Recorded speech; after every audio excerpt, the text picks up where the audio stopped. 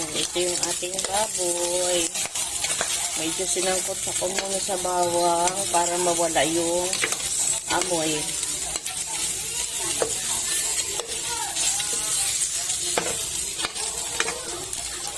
So tayo ngayon ay gagawa tayo ng binagoong baboy.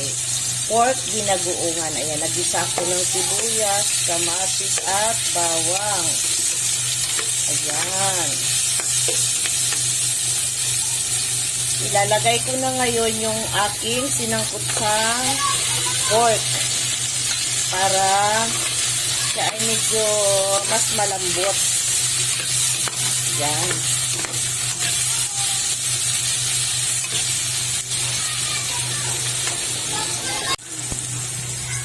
Ayan. Ayan ang mga bata. So, ayan, ilalagay na natin yung ating special alamang. Sarap. Ang bango ng alamang po. Ayan. Ating alamang naka-freezer lang yan. Naya natin siya na lumambot ang baboy yan. Ang sarap niya.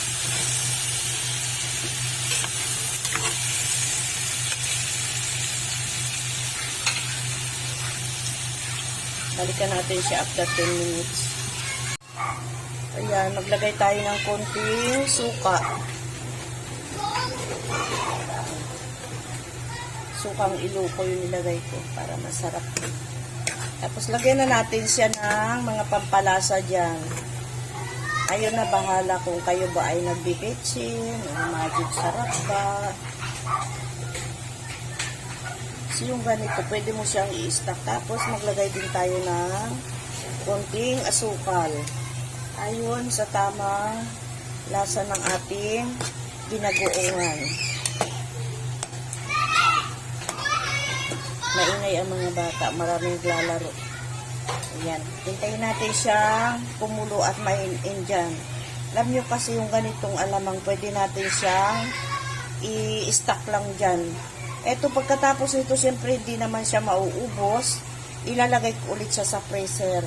Para pag time na kailangan ko siya, makakuha ako kung wala kaming ulam, pwede ko siyang tukuyin. Tapos kung kailangan ko magpakbet, kailangan ko ang pangpakbet, ayan na rin ang gagamitin ko. Ayan, hayaan natin siyang main-indiaan. So, ayan, dahil siya ay nagmamantika na, ayan, mantika na yung lumalabas.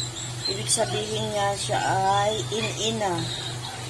Okay na siya. Pwede na siyang hanguin. So, ayan. Ganyan tayo magluto ng ating binagoongan na pork. Kailangan sobra siyang in-in para kahit hindi man natin maubos ng isang kainan, isang ulaman, may tutukuyin pa tayo. Ilagay lang natin sa freezer. Ako nilalagay ko to sa freezer kasi pag kailangan ko ng alamang, kunyari magluluto nga ako ng ibang ulam na kailangan natin ng bagoong ng alamang, ayan ang nilalagay ko. So ayan, try nyo, gayahin yung aking recipe para kahit paano may stock din naman kayo ng mga alamang dyan, matutukoy natin kahit wala tayong pambili ng ulam. So ayan guys, yung ating binagoongan na baboy, pork with alamang. So, ayan, nag-ihaw ako ng talong, tamang-tama. Ang sarap, bango, napakabango. Ayan.